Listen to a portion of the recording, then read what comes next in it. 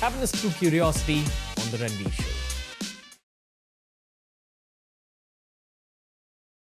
I remember before he got elected as president, the one thing that used to reach us in India were his zingers about building the wall, between Mexico and America. Yes. And sending people back home. Things like that. That's right. So it was almost like a racist narrative that reached us. Yes, for sure. And what we're told now by a lot of Indian Americans is that the country has become more racist. That's another narrative that reaches India. It has. So this is really complicated. The complicated thing is, I think what happened was the left called everybody racist and sexist long enough that, and they pushed things to such a far left extreme that they actually summoned into being that thing that they were attacking. Okay. Because what would happen is a moderate conservative, for example, let me give you an example. Mitt Romney said that, he had binders full of women for cabinet positions or something like that in the 2012 debate. Obviously, he's saying he's prepared to hire many qualified women and so on and so forth. But he was just attacked for that over and over again as if he was some retrograde misogynist, blah, blah, blah, hates women.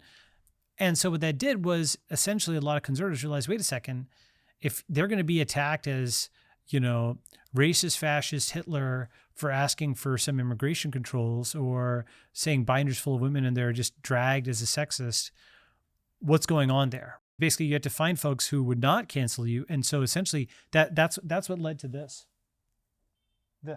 right? That's what led to this. Basically, the left going lefter first and the right afterwards, right? There's a meme that Elon likes on this as well. Like, in 2008, here's a conservative, my fellow liberal, me, right? My fellow liberal moving far, far to the left, right? And then woke progressive, bigot, me, and the conservatives like lol. Okay. And there is, so for example, once in a while, there's a hidden shift is revolutionizing America and could transform the future of the Democratic Party. And let me show you some of these. Basically, many graphs show that for a long time, conservatives stayed the same. And so like Republicans were basically flat and Democrats rose like 30 points.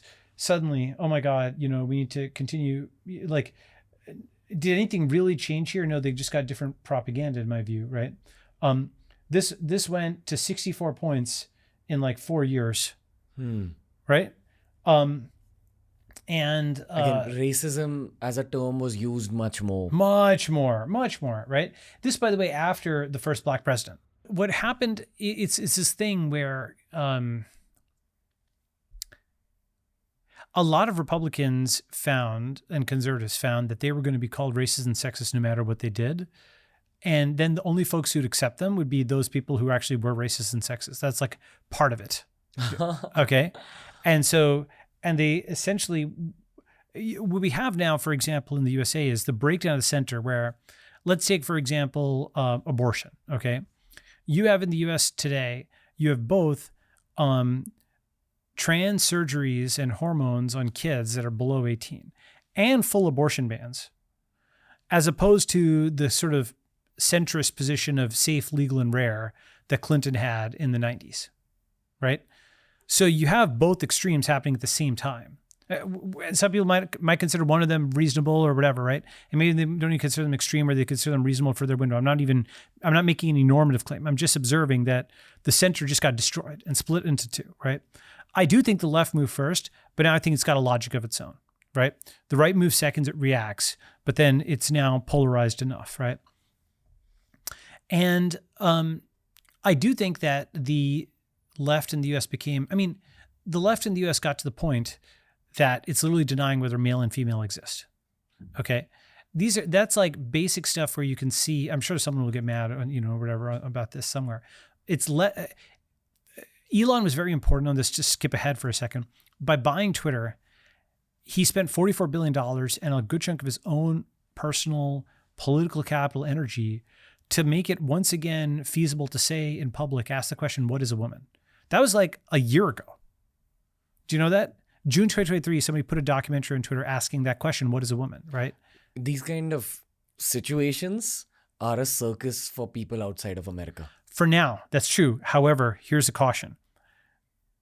In the Soviet Union had the Red Terror and the total craziness in the 20s and 30s. When did China have its craziness? Well, the Cultural Revolution was like the 60s and 70s.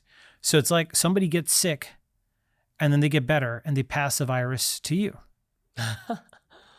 Okay? So the mind virus could pass. This is one of the most important things that India has to be aware of, because it's getting fully integrated with this Western network, is to not bring the Western mind viruses home. You see this with some urban Gen Zs in India. Yeah. And the thing is, basically, now, here's the thing that will, I think, address this. The thing that is addressing this is it's lower status now to be doing this stuff than it was even 3 or 4 years ago.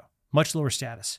And I say, of course, something should be assessed on the merits, right? Whether it's true or false, not how much status it gives. However, it's undeniable that there's now, I mean, I can post video after video on this, but there's a lot of very high status people who have moved to the center right very publicly, right? Billionaires, tech founders, all these kinds of guys. There's a huge section of American men who are looking at Trump as a savior. Exactly. So this is the thing, is basically that clip, that's just like one of, like, this guy posts a ton of these, right? There is, what's essentially happened is among men in particular. Okay. So I would say up until 2020, you could say Republicans were, quote, the white party, but now they've become the men's party. And that is actually different. At first it might seem like, obvious, but it's actually not. Let me show you some graphs on this, right?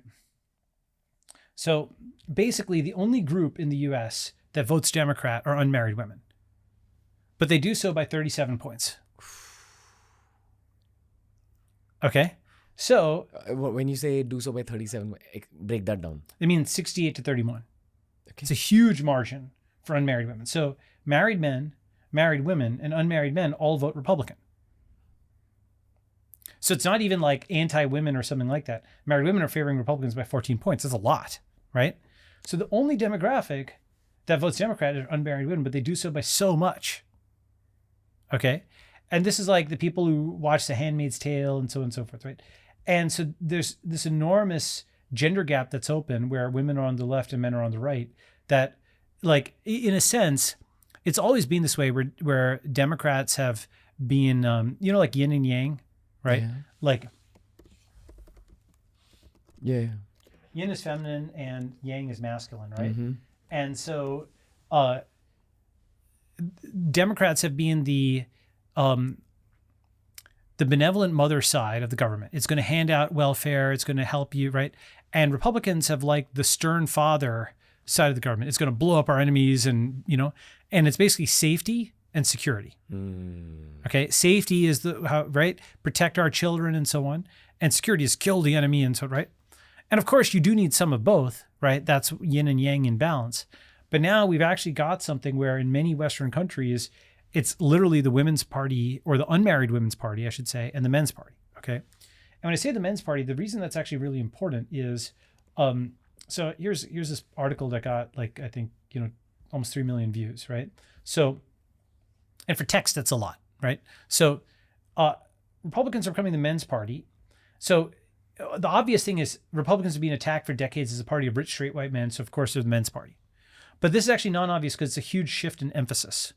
First, they're no longer the party of white men, but anti-white men. Very important phrase.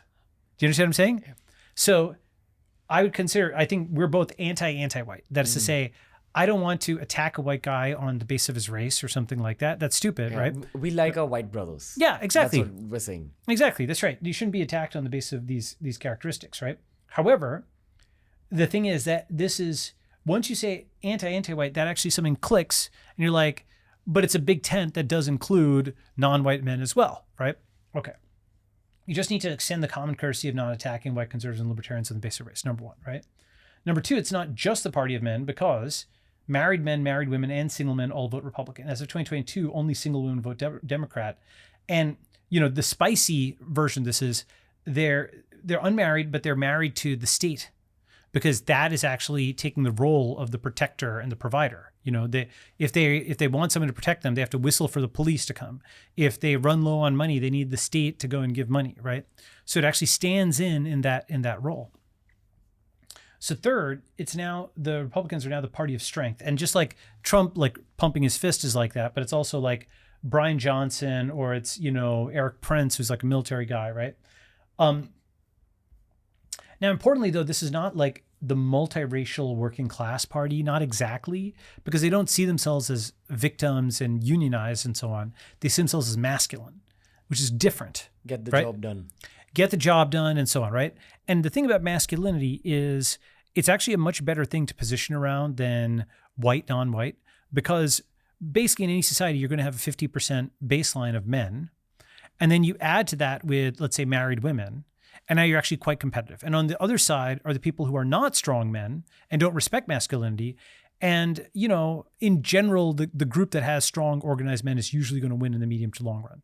So I like the chances of a right that's repositioned like this. It's a major repositioning. It's very different than what it was for many years, right? Now, the other thing is the party of men, they're ultra libertarian in the sense of it's like guns, Bitcoin, you know, like F the Fed, like, you know, anti-lockdown, anti-institutional.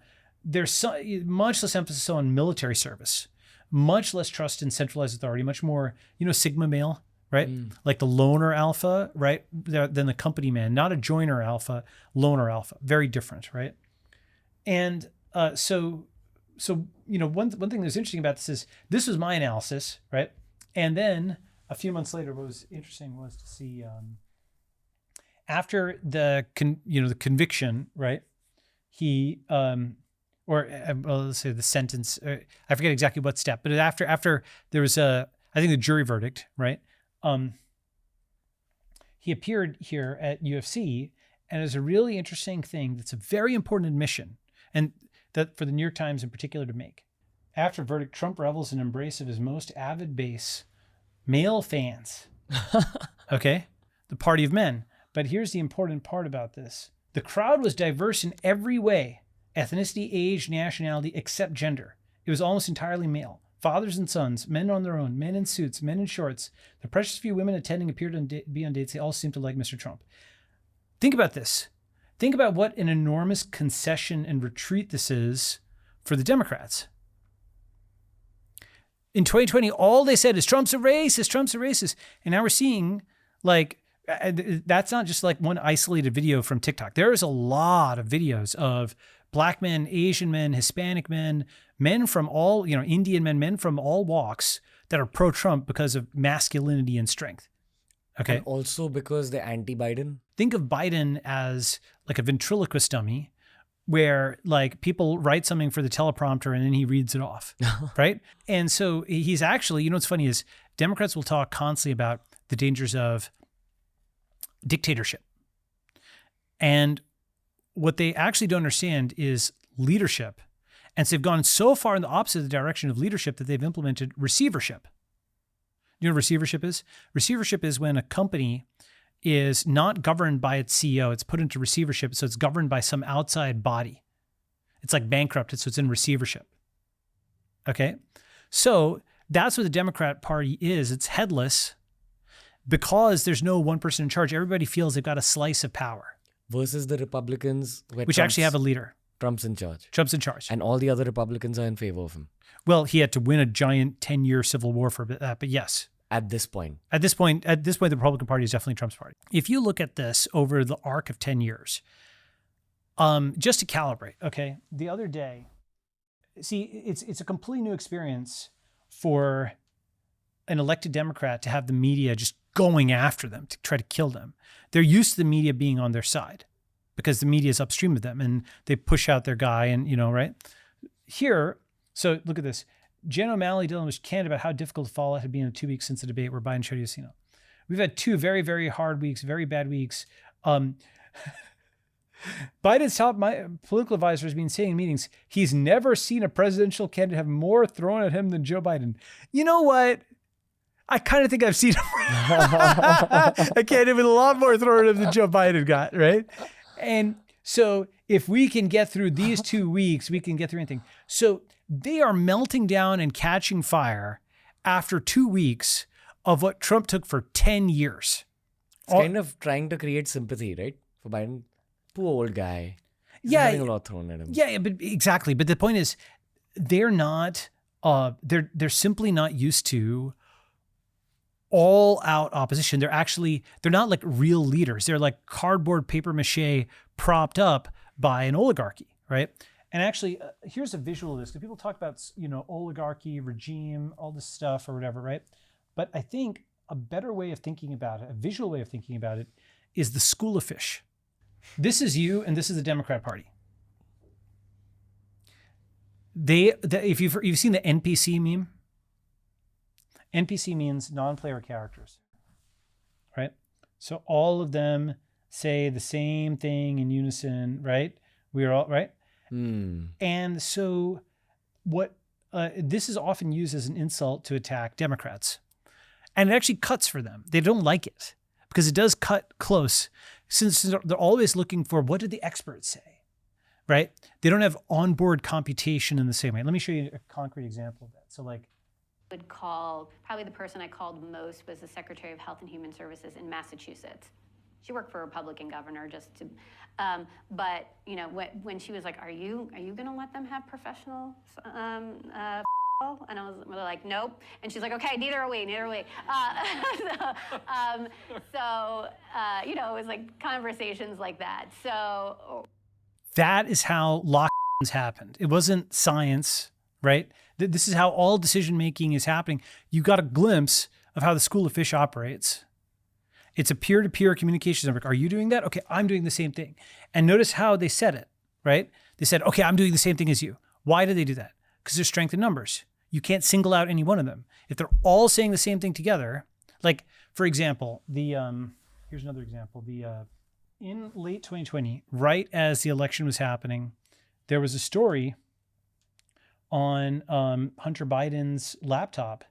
And essentially what happened was 51 former intelligence officials signed a document saying, we think this Hunter Biden laptop story is Russian disinformation. The Hunter Biden laptop had various kinds of stuff on payments to Ukraine and kickbacks for Joe Biden, which we'll probably, by the way, learn more about in the weeks or whatever to come. Point being, there's 51 of them. Do you know any of them, their names? No. To list them would be a whole thing. They had strength in numbers by doing it together. It's very difficult to punish any of them. Well, I thought he said this, that. Are you doing it? Me too, right? Okay. So this is actually the strategy. And when you see it, you're like, oh, okay. You're not up against Joe Biden. You're up against the school of fish, this hydra with many heads where no individual matters. What's funny is every individual is told that they matter. They are actually very proud of gaining their status, their position. Oh, I'm the Secretary of Transportation. They love their status more than anything else, right? In many ways, wokeism is like communism, but rather than redistribution of wealth, it's redistribution of status. Communism promised to redistribute wealth to workers and peasants. Wokeism promises to redistribute status to women and minorities by representation and recognition and the first, female this and the first, person of color that, right? It's very similar to how communism would promise all this stuff for the workers, and then the workers and the workers' paradise would end up in the gulag. Somehow, like with BLM, Black Lives Matter ended up burning down black businesses, right? And then nothing was said about it after the election. And in fact, lots of black people have now gone to Trump's category, right? So once you can see wokeism as the redistribution of status, all these people in the school of fish are doing it for the status. They get these positions. They can't do anything in them, but they get the positions. Another example of this is, do you see this like here? It's like,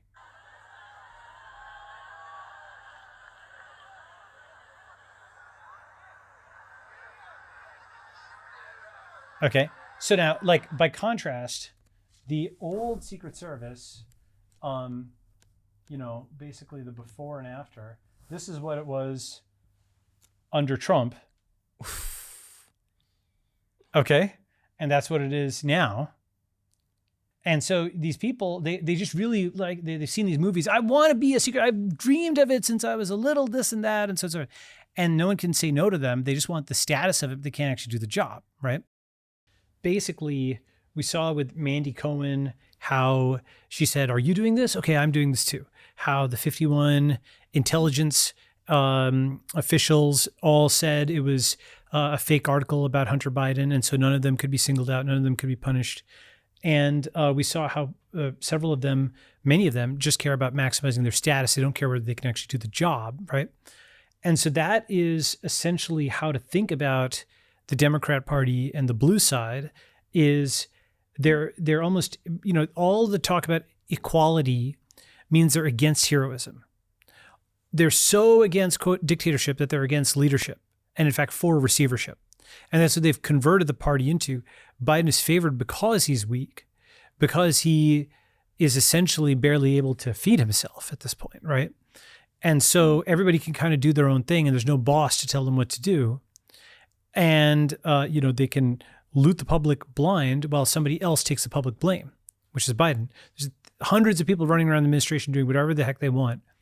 And so that power that would be in the president is like sliced up and given to lots and lots and lots of people who are out of sight, out of mind, and you blame it on Biden. To state that the administration did something because Biden wanted it to do it. That's not what happened. There's some administration official that wanted it and then got Biden to read it off a teleprompter or something. Hey, if you enjoyed this clip from the Ranveer Show, we've uploaded a ton of other clips related to a ton of other topics. So explore the channel because there's something for everyone.